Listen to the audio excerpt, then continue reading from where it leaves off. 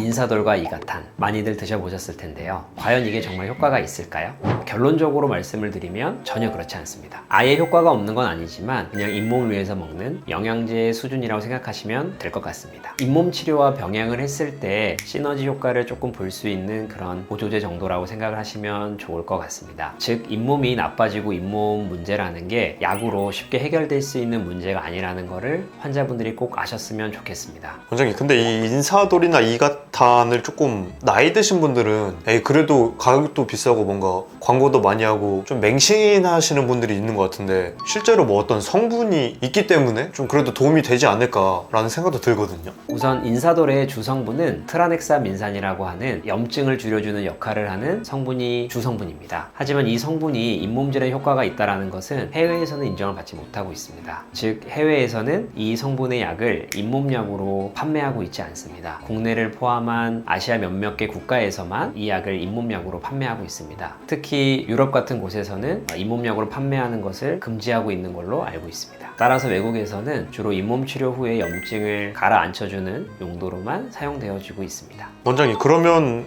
원장님도 전혀 안 드시나요? 네, 저도 당연히 잇몸약을 먹지 않습니다. 그리고 잇몸약을 드시려고 하는 많은 환자분들께 제가 권해드리는 것은 잇몸약보다는 그 비용을 가지고 치과에 꾸준히 오셔서 잇몸 관리, 스케일링이나 잇몸 치료를 꾸준히 받으시는 것을 더 권해드리고요. 그리고 그 약보다는 종합 비타민 혹은 비타민 B나 C 등 효과가 입증된 그런 영양제들을 통해서 우리 몸의 전신적 건강을 더 챙기시는 게 잇몸 건강에는 더 도움이 된다라고 생각을 하고 있습니다. 잇몸 질환에 스트레스 받는 분들 좀 많잖아요. 이것만 되게 고민이 분들인데 원장님 말처럼 어떤 전신의 건강의 문제일 수도 있겠네요. 보통 구강 내에는 특히 잇몸 안에는 세균들이 항시 많이 살고 있고 우리 몸의 면역력과 어떻게 보면 평형을 이루고 있는 상태라고 할 수가 있는데 우리 몸의 면역력이 떨어지는 상황, 피곤하거나 잠을 많이 못 자거나 가끔 술을 먹고 회식하고 자고 일어난 다음날 아침에 잇몸이 붓고 피나고 이런 경우가 굉장히 흔하게 생깁니다. 즉 우리 몸의 면역력이 떨어지는 상황에서는 잇몸 질환이 굉장히 잘 생길 수가 있어서 항상 전신적인 컨디션은 잇몸 질환을 예방할 수 있는 방법입니다.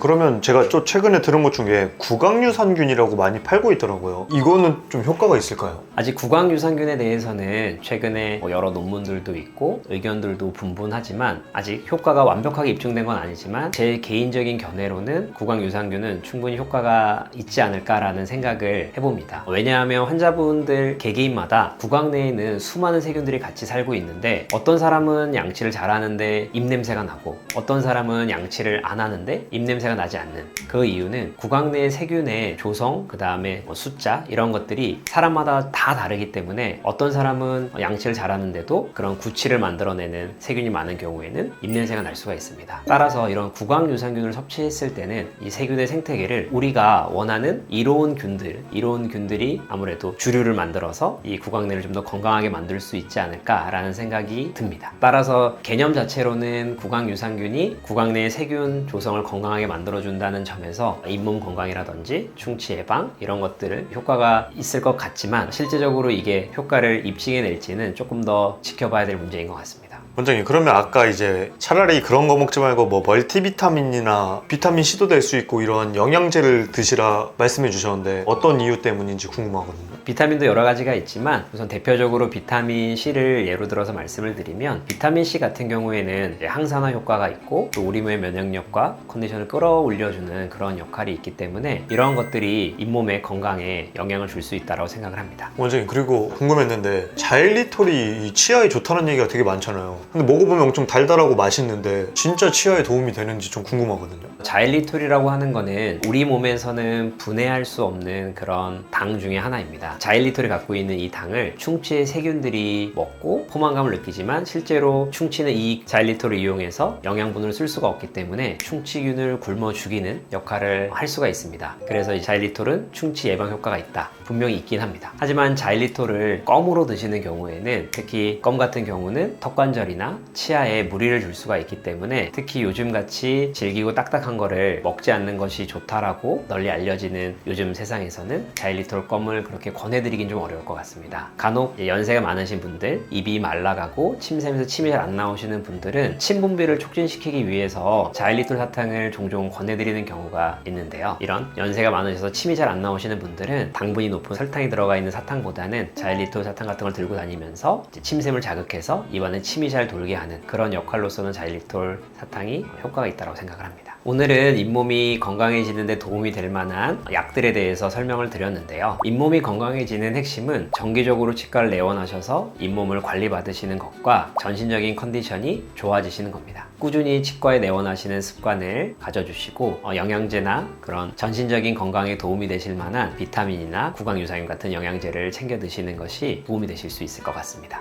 지금까지 옆집 의사 김민수였습니다. 도움이 많이 되셨다면 주변에 널리 알려주시고요. 궁금하신 부분 있으시면 댓글 부탁드리겠습니다. 감사합니다.